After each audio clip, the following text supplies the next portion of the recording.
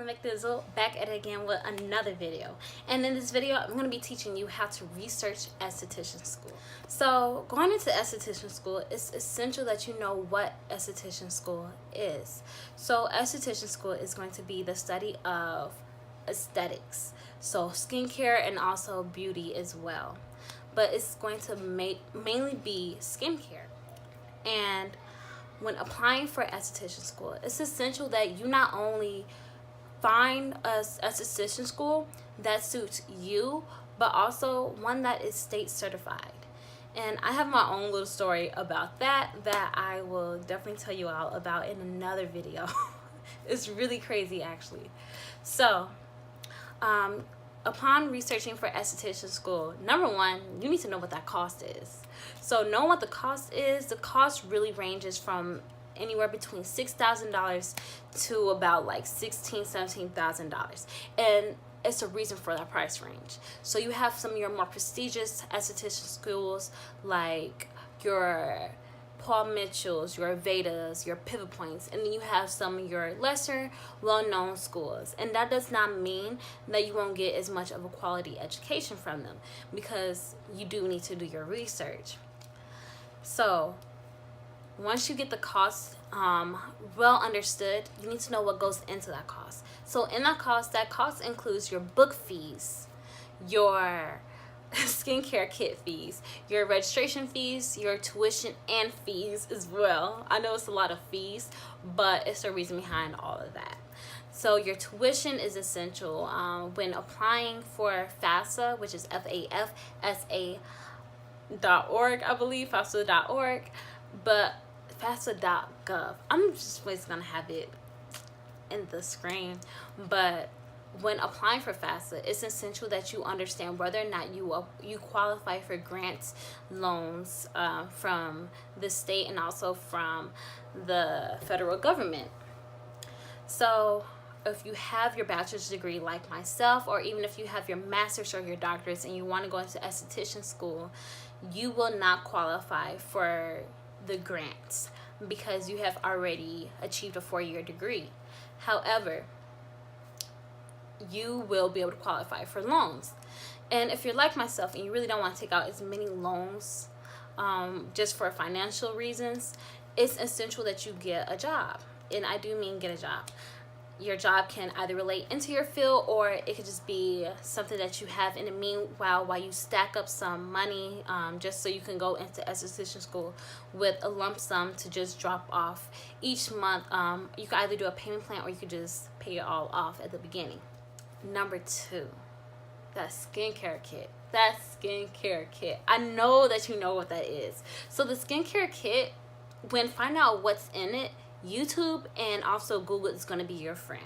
It's going to be your best friend actually, because with the skincare kit, that's basically going to include all the tools like face washes, waxing kits, some people have steam kits in there, your cotton balls, your fan brushes, your makeup brushes, your makeup, and also any cleansing tools or liquids or cleansers that you have that you will need in order to prepare yourself to become an esthetician. And also, not only you preparing yourself, and aside from the skincare kit, it's essential to know what their uniform policy is like.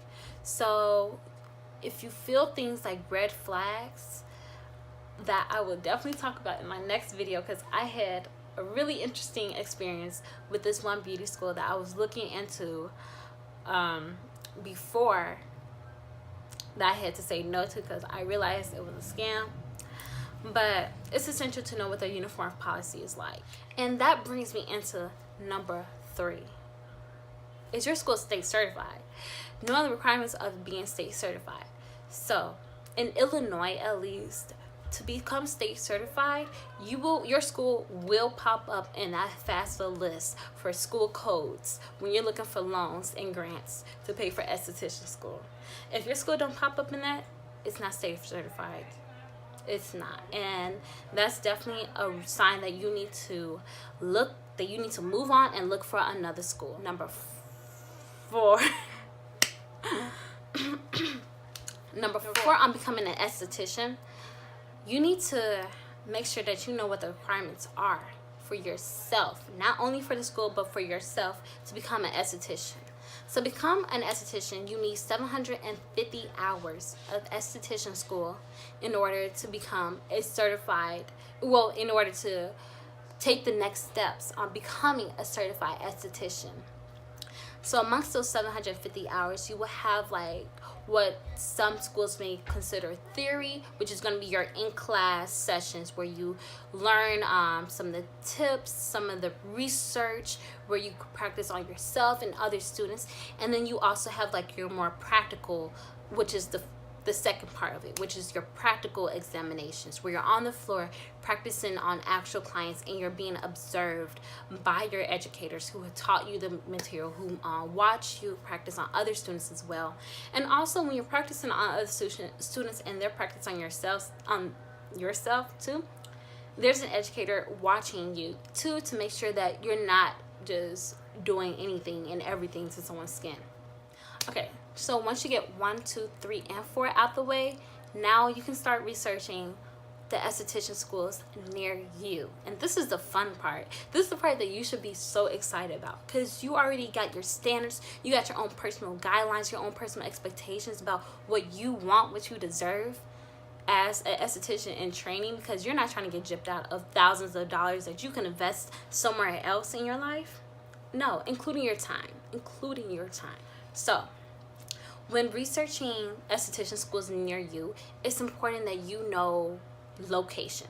I say location is number one, because if you cannot get back and forth to that esthetician school from your place of living, then you're not going to be able to get there on time. And I say on time because it is so crucial that you get to school on time, because if you miss a certain amount of days, or if you're tardy a certain amount of times, then that time gets added on past the date that you are expected to graduate. And if you exceed a certain amount of time, then you will get additional fees taxed on to your tuition that you already owe because of being late. So with location, it is also important to know that not every beauty school offers free parking. And that is so important. That's something that's not talked about enough, and that's something that you need to ask questions about. Because if your esthetician school offers free parking, then that's great. But if it doesn't, then you need to figure out how much the fees are for parking. Some may be $5 a day, some may be $10 a day. They might not even have parking near them, so you may have to use a nearby parking garage, or even find parking on the street, or even look more into public transportation, or even Ubers and Lyfts. Figure out which ones are state certified. State certified. I say this again because that is so important, that you find one that is state certified, because in my research, which I will talk about in another video, making sure that that school is state certified is so important, because you do not want to waste your time and your money that you may not get back. And even if you sue, it's not guaranteed that you're going to get that money back immediately. It may take a couple of years before you get that money back. And that also happened to my mother as well. Years back when she was applying for cosmetology school, which is even more expensive, which is way cheaper back then than what it is now. So once you figure out the location, and once you figure out which ones are state certified, it's important to figure out which ones are the best, which ones are the most prestigious, and which ones will offer you the best things in your skincare kit. And I say this because prestige is so important when it comes to esthetician school and beauty school, because when you're applying to businesses, or even different locations, or even having people to look into you as somebody who's going to be their personal esthetician, people look at where you came from. If you came from a Paul Mitchell, a Nevada, or a Pivot Point, schools like that, then people are automatically going to pick you up a lot quicker than they will somebody who came from a less prestigious institution. And not to say that those institutions are not qualified, and not to say that you won't get hired, because you will. It's just your chances of being hired in, let's be honest, in an economic state like ours, where the government is shut down, or where things aren't looking so right for the near future for us. It is important that you have everything that you need that basically supports you as a licensed esthetician when it comes to things like this. And then also with applying to a prestigious school, whether it's prestigious or not, to be honest, you need to know what things that they teach you in that course. You need to look at their course load, and this is all offered to you when you go to an open house tour. And if your school doesn't offer an open house tour, that's something that you need to be very aware of, because more than likely it's going to be a scam, which I would definitely talk about in my other video.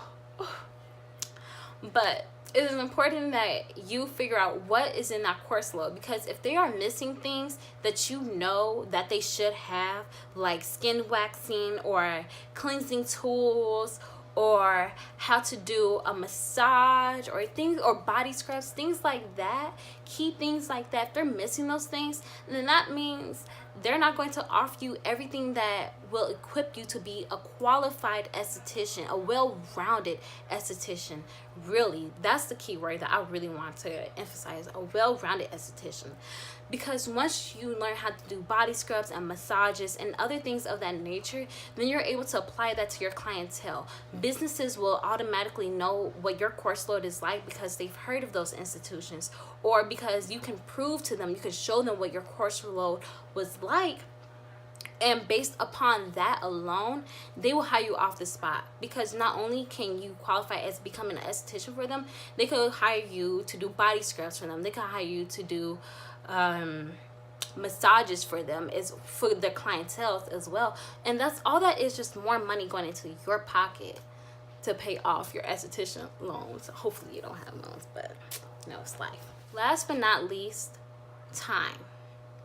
I say time because you have the option of being either a part-time student or a full-time student when it comes to beauty school, and more specifically esthetician school. So with the 750 hours, of course, when you're full-time, you get to finish sooner than if you were full-time. If you were part-time.